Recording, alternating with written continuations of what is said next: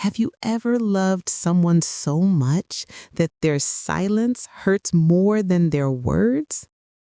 Before you listen, tell me in the comments, have you ever lost someone not because they laughed, but because you couldn't say what your heart felt in time? Now, let me tell you my story. She called me mother once. The way she said it, soft, shy, respectful, made my heart swell with warmth. I had waited years for someone to call me that again, but today she won't even look at me. I never thought my home would become so quiet, so full of walls I didn't build. I used to think love could fix everything. I was wrong. Sometimes love isn't enough when pride, ego, and silence stand in its way. When my son brought her home for the first time, I was nervous. I tried to hide it behind a smile, but inside, my hands were shaking. She was beautiful, young, confident, and polite. The way she looked at my son, I could tell she loved him deeply, and that gave me peace. "Mom, this is Sarah," he said. She reached out her hand and said softly, "It's so nice to finally meet you, Mrs. Williams." I smiled and replied, "Please, call me Mother." She laughed nervously. "Okay, Mother." It was a small moment, but to me, it meant everything. That evening, we had dinner together. I made all of my son's favorites: mashed potatoes, roast chicken, and peach cobbler. Sarah complimented everything I cooked, even asked me for my recipes. My heart opened to her that day. But life, I've learned, doesn't stay that perfect for long. In the beginning, Sarah and I were close. We talked about small things: cooking, family, work. I would sit with her while she folded laundry or helped her plant flowers in the backyard. She would call me for advice sometimes, and that made me feel useful again, like I still mattered. But slowly, things began to change. It started with small silences, little misunderstandings that grew roots before I even noticed. Maybe I said things the wrong way. Maybe I interfered when I should have stayed quiet. I didn't mean to, but sometimes mothers forget that their children have their own homes now, their own lives.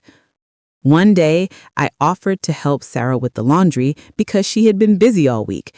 She looked at me and said politely, "It's okay, Mother. I'll do it later."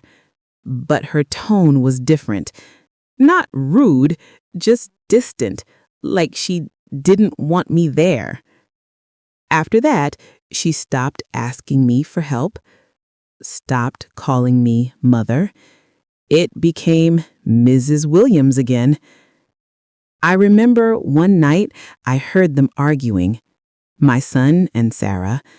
I didn't mean to listen, but the walls were thin. "She means well," my son said quietly. "She's always watching me," Sarah replied, her voice trembling. "It feels like I can't breathe sometimes."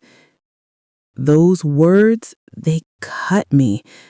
I wanted to cry, to run into their room and say, "I'm sorry, I didn't mean to make you feel that way." But instead, I stayed silent. I told myself, she'll understand someday. She'll see that I love her. But love unspoken becomes invisible. The next morning, she barely looked at me. My son tried to keep things normal, but I could feel it, the coldness, the distance. Still, I pretended everything was fine. I cooked breakfast, smiled, and told her she looked beautiful before work. She thanked me politely, but didn't meet my eyes. That's when I started feeling like a guest in my own house. I'd sit alone at the kitchen table after they left, my hands wrapped around a cold cup of coffee. The house used to feel alive with laughter. Now it echoed with silence. One afternoon, I found one of Sarah's letters on the counter. I didn't mean to read it, but my eyes caught the first line. Sometimes I feel like I don't belong here. My heart sunk. That night, when my son came home, I tried to talk to him. "Is Sarah happy?" I asked gently. He hesitated. "She's just adjusting, Mom. Give her time." I nodded and smiled. But deep down, I knew things were changing. And then, one evening, everything did. After that night, I started noticing it everywhere. When I set the table, she rearranged the plates. When I offered help in the kitchen, she politely declined and did it herself. Even when I smiled, she didn't smile back. One evening, I decided to take a walk to clear my head. The autumn wind was crisp, the leaves rustling under my feet. I tried to think calmly. Maybe I had crossed a line I didn't even know existed. Maybe my efforts to connect had felt intrusive. When I returned, I found Sarah sitting on the couch, her hands folded neatly in her lap. She looked up at me with a blank expression. "Mother," she said, her voice neutral, "I need some space."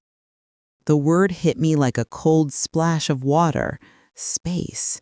Not anger, not resentment, just space. And yet it felt like a wall had been built overnight, one I couldn't climb. I wanted to argue, to tell her that I loved her, that I only ever wanted to be part of her life. But I stayed quiet. Instead, I nodded and said softly, "Of course, I understand."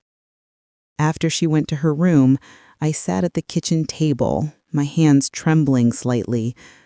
I realized then that love without respect for boundaries could push people away, even the ones you care about most. The next day, I tried a different approach. I wrote a note and left it on the counter. "I hope you know I care about you. I want to understand and respect your space. Mother." I didn't know if she would read it.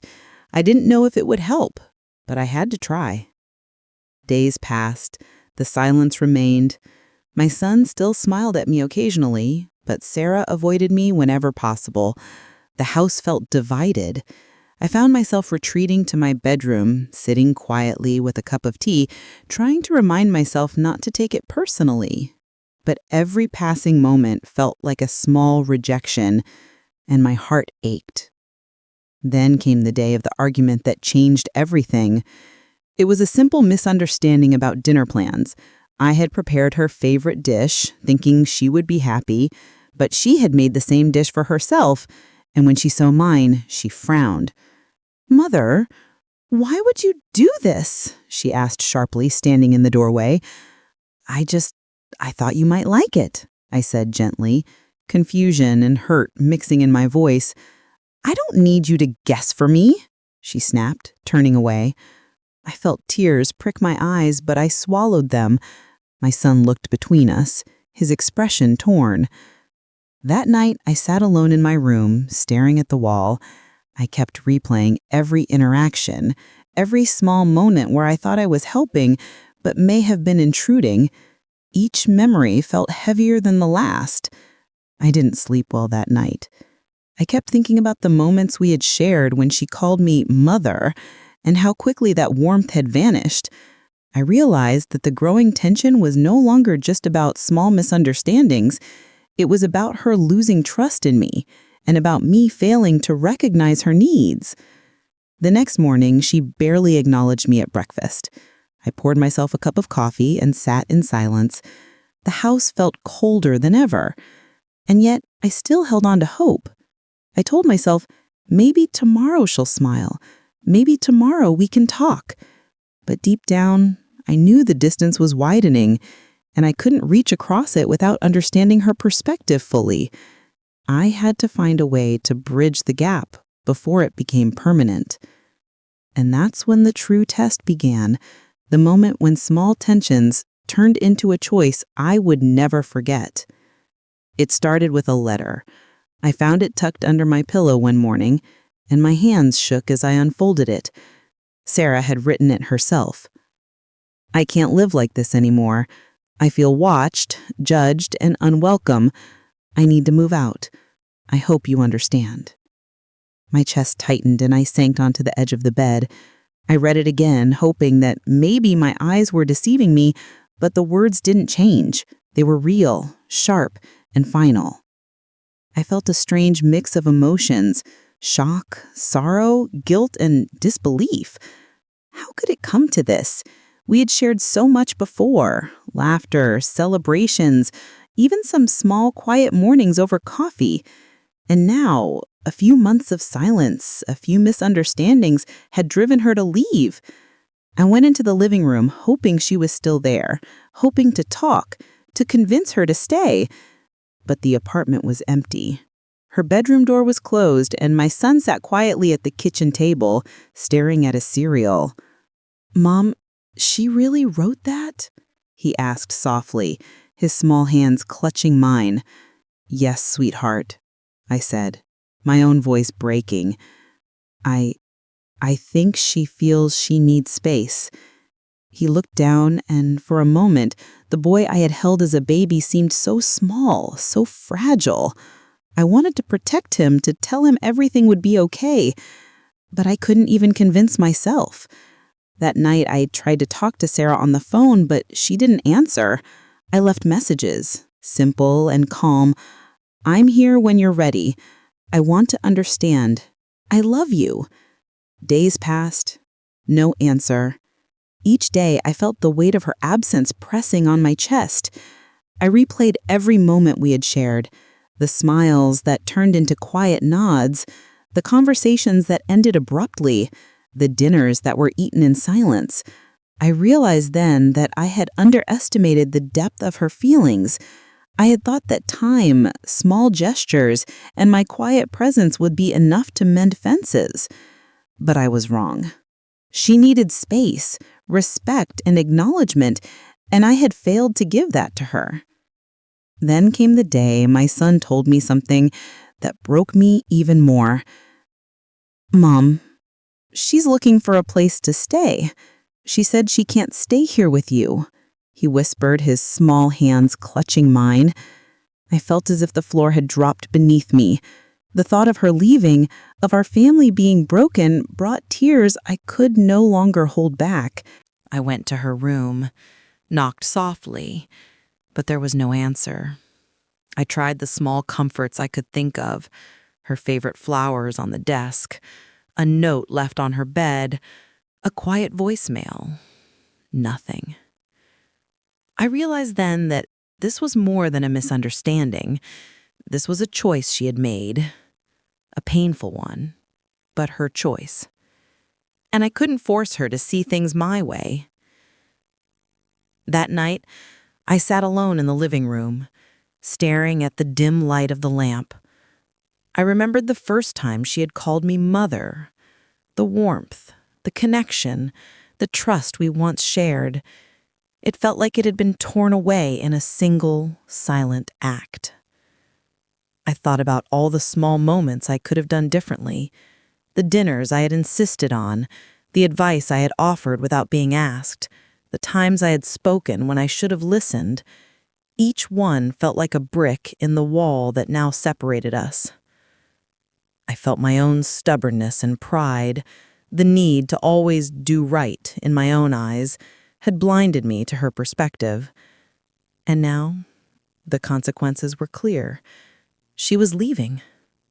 My family, the one I had held so close, was fracturing before my eyes. I spent hours on the couch, clutching a blanket, staring at the empty hallway that led to her room.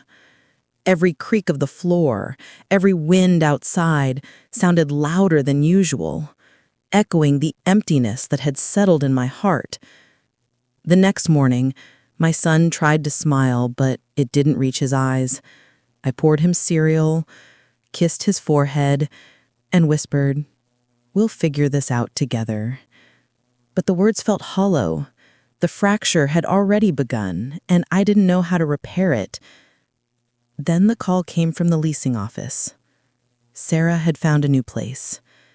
She would be moving out within the week. I felt the room spin. I wanted to cry, to beg, to apologize in every way imaginable, but the words caught in my throat. The reality was here, and I had to face it. For the first time, I understood the full weight of emotional distance. I had always thought love could conquer misunderstandings. I had thought my intentions mattered most. But love wasn't enough when respect and understanding were missing. I spent that evening writing a letter, one I hoped she would read when she felt ready. I poured every feeling into it, my regret, my apologies, my love. Sarah, I see now that I made mistakes. I didn't listen enough. I didn't respect your feelings. I only wanted to help, but I see now that it hurt you. I'm sorry. I love you, and I hope we can find a way back to each other. I left it on the kitchen counter, folded neatly, hoping it would bridge the gap that words alone couldn't. That week, the apartment felt emptier than ever. Every room, every corner, every chair seemed to echo with absence. I watched my son, trying to be strong for him, but every glance at his small, worried face made my heart ache. And yet somewhere deep inside, I knew that this heartbreak, this betrayal, wasn't the end. It was a lesson, a painful one, but one that could teach me how to truly love and respect the people who matter most. The week after Sarah moved out felt unreal. The apartment was quieter, emptier, almost hollow. I walked through the rooms, touching the furniture, noticing the small things she left behind. Her mug on the counter, a notebook on the table, the sweater draped over the chair.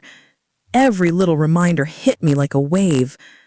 I kept thinking about the moments I could have done differently, the times I had insisted on giving advice, the moments I hadn't listened, the small gestures I ignored because I assumed I knew better. Each one was a tiny crack in the bond we once shared, and now those cracks had become a chasm.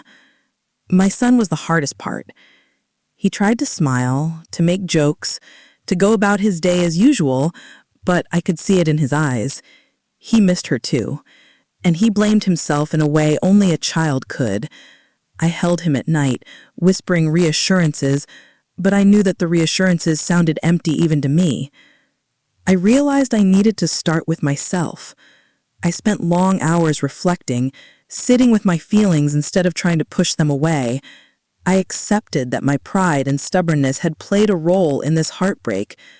I acknowledged that my intentions, no matter how well-meaning, didn't matter if they caused pain. Then one evening, I wrote another letter. This one wasn't just an apology. It was a piece of my heart laid bare. Sarah, I have spent these days thinking about everything.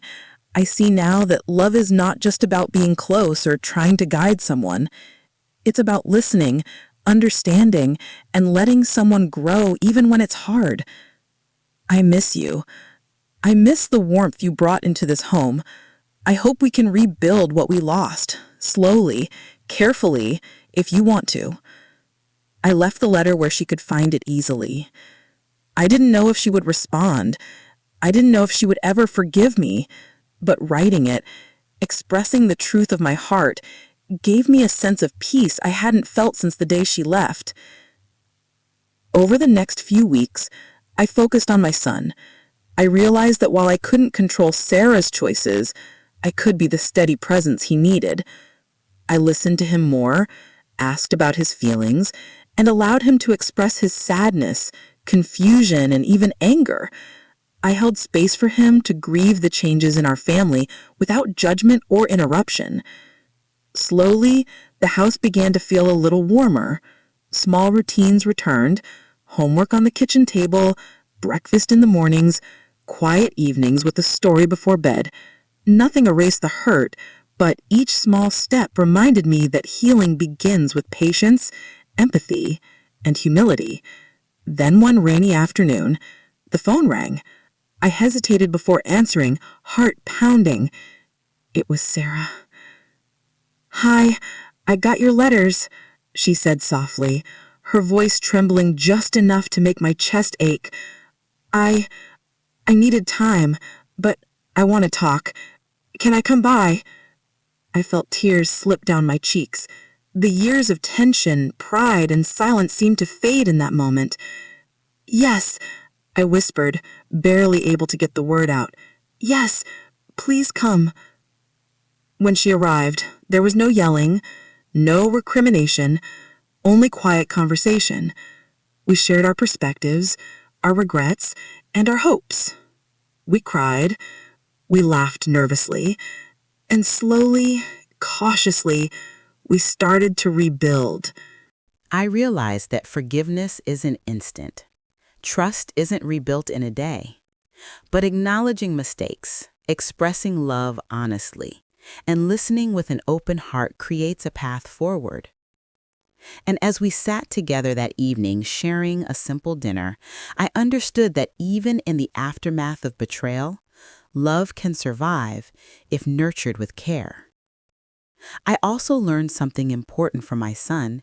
He saw us apologizing, listening, and working to make things right. He learned that mistakes happen, but taking responsibility and seeking to repair them is what truly matters. That lesson, more than any words, was the one I wanted him to carry into the world. As night fell and the rain tapped gently against the windows, I reflected on the past few weeks. Painful as they taught me humility, patience, and the true meaning of family. I knew there would be challenges ahead, moments of doubt, and times when old habits might creep back. But now, there was hope, real hope. I whispered a quiet thank you to Sarah, to my son, to life itself, for the chance to make amends, to rebuild love, and to cherish what truly matters. The days that followed felt different, gentle in a way I hadn't realized I'd been missing. Sarah began to visit more often, not every day, but enough that our home started to feel like it once did, warm, alive, full of laughter, and even quiet understanding. It wasn't perfect. We both knew that, and that was okay. Healing is rarely perfect. One morning, I was sitting at the kitchen table with my coffee, watching Sarah and my son work on a puzzle together. He laughed when she made a funny face, and I felt my chest loosen, as though some of the weight I had been carrying for weeks had lifted. I realized that life is fragile, and relationships even more so. Pride can create distance, silence can deepen wounds, but honesty, patience, and love can slowly rebuild what was broken. I remember thinking about the small things I had overlooked before, listening to Sarah's ideas, asking how her day went, noticing the little gestures of kindness she offered. These small things, once taken for granted, had the power to heal immense pain, and I promised myself that I would never take them for granted again. I also learned to let go of control. Trying to guide someone's life or choices, even out of love, can sometimes cause more harm than good. True care comes from understanding, empathy, and supporting someone in their own journey, even when it differs from your expectations. That evening, as I tucked my son into bed, he looked at me with wide eyes and whispered, "Mom, I'm glad things are okay now." My heart swelled. "Me too, sweetheart. Me too, I said softly, holding him close, and in that moment I understood that love is stronger than pride, stronger than mistakes, and even stronger than silence. I took a deep breath and walked to the window, looking out at the quiet street. The rain had stopped, and the sky was a gentle pink from the setting sun. I felt peace settle into my chest, a soft, quiet peace that came from knowing that we could recover, that we could forgive, and that we could love again without fear. Sometimes I think about the lessons this time taught me. I learned that apologizing doesn't make you weak, it makes you human. I learned that forgiveness is a choice, not a feeling. And I learned that even when relationships feel broken beyond repair, patience, understanding, and heartfelt honesty can mend them piece by piece. Life isn't flawless, and we are all imperfect. But every day offers a chance to do better, to love more, and to cherish those who matter most. That realization, gentle as it may be, is enough to bring hope, warmth, and quiet joy into even the heaviest hearts. As I close this story, I want to leave one thought lingering. Never let pride or stubbornness block love. Never let silence speak louder than your heart, because love, true love, can survive mistakes, heal wounds, and transform regret into peace.